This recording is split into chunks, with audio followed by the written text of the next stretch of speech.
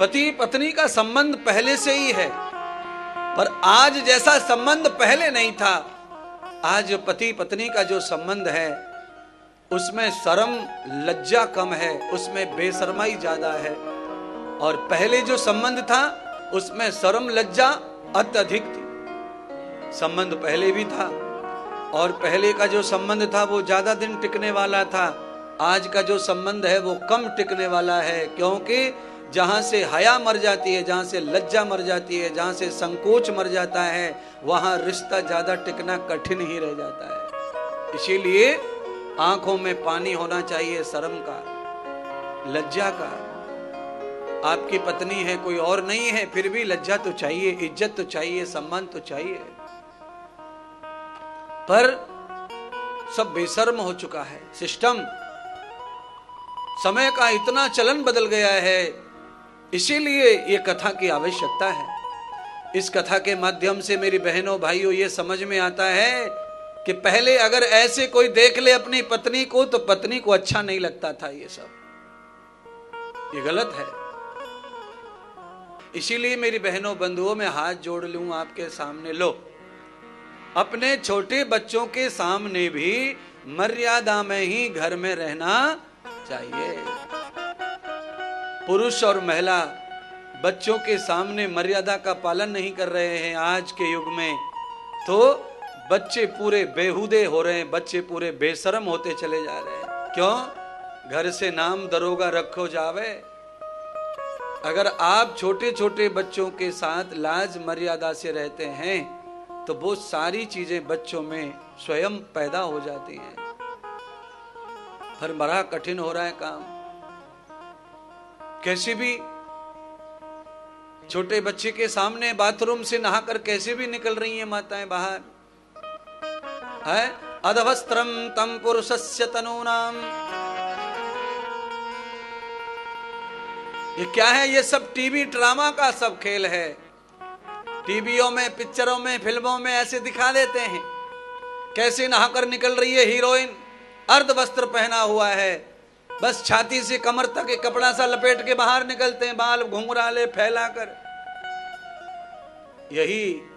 इसी को बड़मपन मानकर हमारी सादा सिंपल बहनें भी आजकल नाटक कर रही हैं, सीरियल बना रही हैं घर में। है नहा के कपड़ा कौन सा पहनना है वो अलग से खरीद के रखा हुआ है। बोलो, बाथरूम में नहा के कौन सा कपड़ा पहन के बाहर निकलना है, बेडरूम में जाना है, फिर वो कपड़ा उतारना है, फिर दूसरे कपड़े पहनने।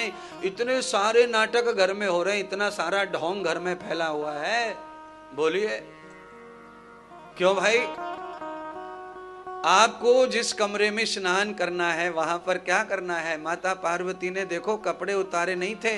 माता पार्वती ने 5 मीटर की साड़ी को ऊपर से नीचे तक पूरा ही लपेटा हुआ था, पर सरोवर में नहाने से साड़ी भीग गई तो शरीर से चिपक गई तो अंग प्रदर्शन होता है, इतना भी पसंद नहीं आया।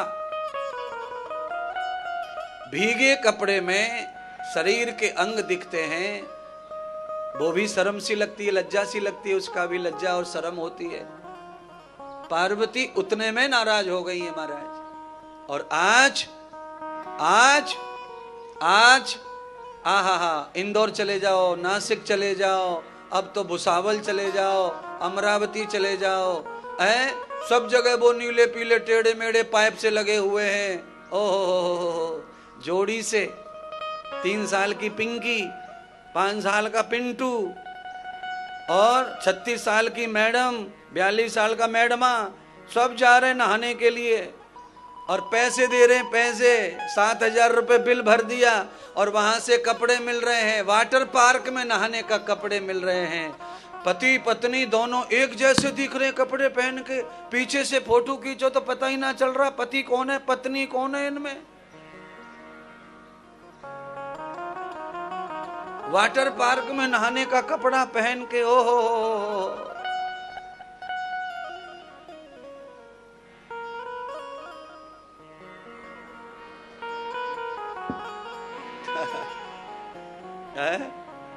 समझ तो लो।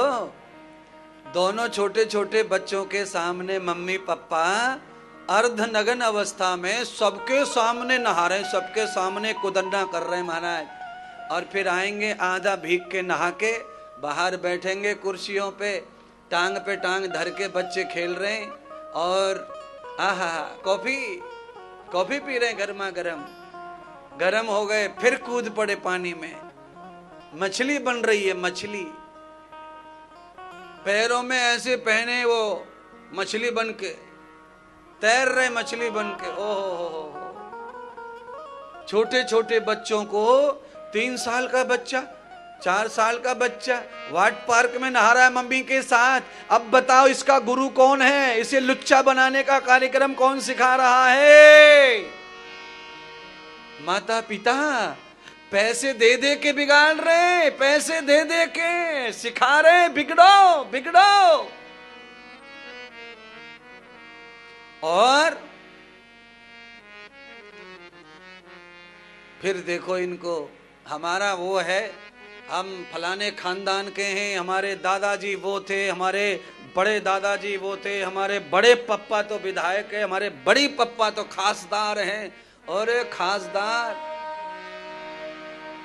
आमदार मंत्री सब तुम्हारे घर में है, पर तुम्हारी क्या पोजीशन है ये तो देखो, तुम कौन सी चरित्र की तरफ जा रहे हो।